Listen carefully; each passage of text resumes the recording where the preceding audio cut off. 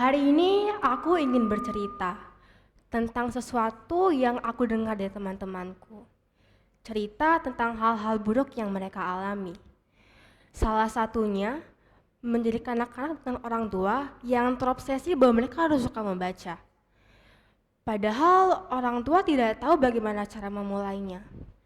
Orang tua ingin anak melakukan atau bahkan menjadi sesuatu tanpa tahu kenapa anak harus melakukan hal itu.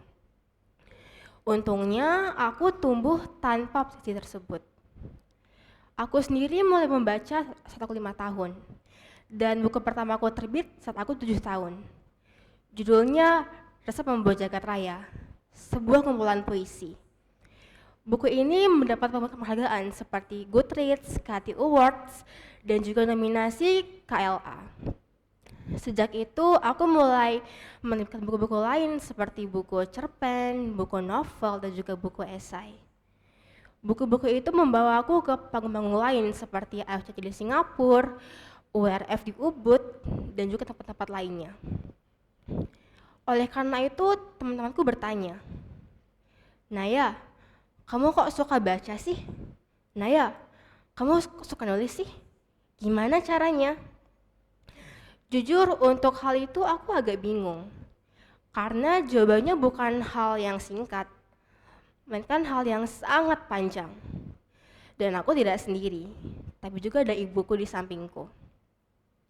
Era ini anak-anak terpapar teknologi dengan sangat masif, bahkan sampai tahap kecanduan. Kalau melihat data, sebanyak 50 anak di Indonesia memiliki gawai mereka sendiri. Bayangkan, lebih dari setengahnya. Dan mereka menghabiskan sekitar 5-6 jam waktu di depan layar gawai mereka. Apakah itu hal yang keliru? Kalau menurut Angela Hunscombe, seorang penulis, seharusnya anak-anak mempunyai sekitar 3 jam sehari waktu di luar ruangan, berinteraksi dengan alam, dengan orang-orang. Hal itu dapat mengembangkan kreativitas dan juga lincah gerak anak. Aku sendiri dulunya pecandu gadget. Aku punya tablet pertama saat aku 4 tahun.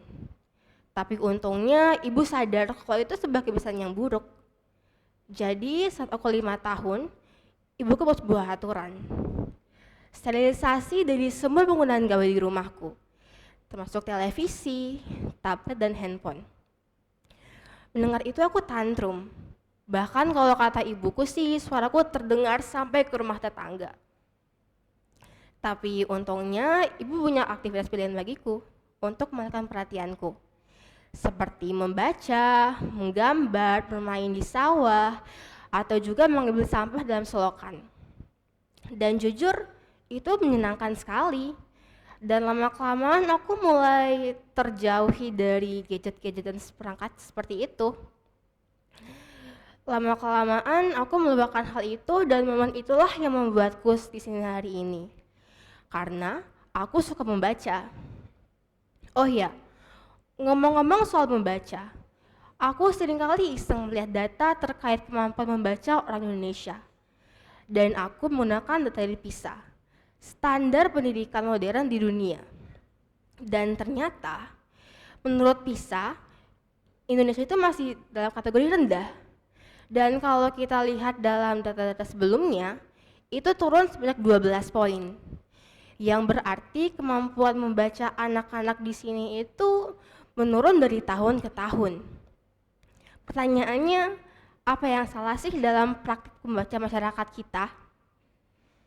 Jadi begini, kalau kita bicara mengenai membaca, kita bukan hanya bicara mengenai anak punya banyak buku atau anak suka baca buku. Membaca punya banyak tingkatan, dan goals paling tingginya adalah anak punya empati dan simpati kepada lingkungannya. Permasalahannya di Indonesia itu masih terpaku pada anak punya kemampuan memikirkan suatu teks, sehingga mengabaikan hal lain seperti pemahaman, rasa kritis, dan simpati dan empati.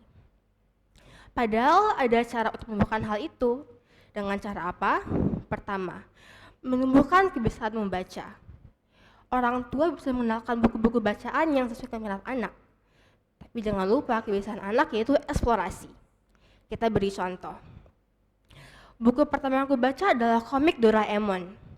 Karena aku suka fantasi dan aku suka science fiction. Dan jujur, aku tidak bisa lepas dari buku itu. Saat menunggu bisa aku baca buku Doraemon, saat belanja baca buku Doraemon. Tapi lama-kelamaan setelah mulai melekat pada Doraemon, aku berpikir, kalau aku tidak boleh hanya berpaku pada satu bacaan saja. Jadi, aku mulai mengeksplorasi bacaanku. Seperti ensiklopedia, novela, sampai buku-buku bacaan dunia yang dianggap berat. Seperti Animal Farm, East of Eden, dan juga buku-buku George Orwell. Buku-buku itu aku rampungkan saat aku belum genap berusia 7 tahun.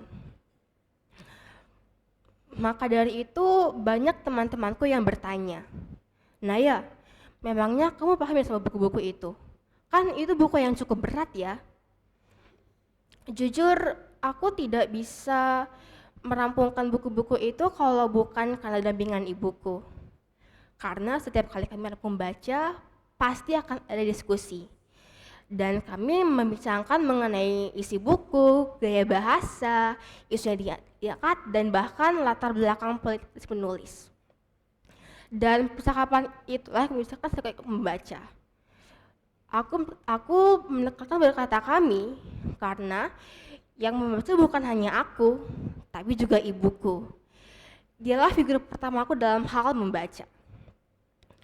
Oleh karena itu, untuk membangun anak yang kritis, diperlukan dukungan dari orang tua, full support dari orang tua. Nggak cukup hanya dengan memberikan bahan bacaan yang banyak dan menyuruh anak untuk membaca. Anak perlu interaksi dan juga keteladanan dari orang tua. Hal itu bisa dilakukan dengan cara memberikan iklim yang baik, memberikan bahan bacaan berkualitas, dan juga memberikan waktu diskusi dengan anak. Mari kita bersama membangun support system bagi anak demi anak lebih baik dan siap untuk bersaing. Jadi, kenapa tidak kita mulai hari ini saja? Terima kasih.